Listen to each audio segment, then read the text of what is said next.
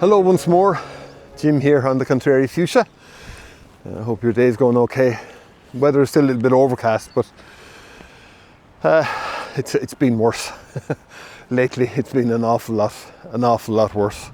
Anyway, we're at Plant of the Week time again, and we are going to talk about a plant called a Sarcococca. Sarcococca humilis, and Sarcococca is actually a Greek name, and the Greek name comes from the fleshy berry that it produces when it matures, when the flowers mature and they turn into, and the berries are drupes, and a drupe is anything with a stone in it. So they usually come in, from each flower you get about maybe 3 drupes. And each one will have a seed, and you can propagate your plant. I'll talk about propagating them in a second. But Sarcococca is a very small, low-growing plant of the box family. So you know the box hedge. Well, it's first cousin. It's in the same plant family, and the leaves look the same. Now, the secret to growing Sarcococca is to grow it in shade. It does not like full sun, and in actual fact, if you put it into full sun, what will happen is the leaves will go yellow. You'll think the plant needs feeding, and you'll feed it, and you'll actually make the problem worse. So, planted properly in the first instance, you just paid probably 10 or 12, 15 euros for a plant, and what you don't want is for it to be planted in the wrong place. So it loves shade. It's fully hardy in our environment.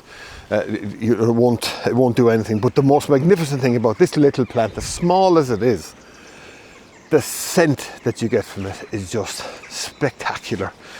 It is the sweetest scent. And I mentioned Sarcococca humilis. Well, if you can get Sarcococca hookeriana variation humilis. Now that's a bit of a tongue twister, but the hookeriana bit comes from the guy that originally discovered it, who was an American, James Hooker, who was an American botanist. And humilis simply means small or inconsequential, or, you know, a bit of humility. And that's simply because it's a small plant, and it is a small plant. It doesn't grow very tall at all. So small you can easily grow it in baskets, or not in baskets, but in tubs outside your door, and it will give you scent when you have nothing else to give you scent. So beautiful little plant. You can, in actual fact, take some of the flowers, cut some of the flowers off it as cut flower for your house. But be careful when you are pruning it. If you have to cut it back, try not to prune it. But if you have to cut it back, then prune it after it flowers. Otherwise, what happens is you end up cutting up all the buds and it doesn't flower. And you're wondering why your beautiful Sarcococca doesn't have any scent, because it doesn't have any flowers. Okay, so that's pretty much that. Propagating is by seed. You can take semi-ripe cuttings later in the year, but you can also, with this one, take suckers. It does sucker quite well. Now, a sucker is a part of the root that sends up a plant. That's the only way I can describe it. So if you see a sucker on the plant, cut either side of the stem, you'll get a root. Put that root into a soil-based compost, something like John Innes number 2.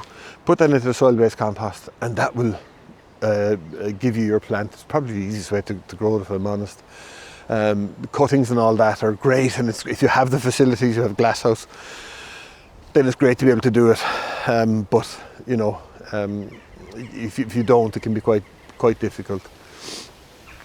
And just before I finish up, there is a variety called Sarcococca humilis variation digma, and the species is purple stem.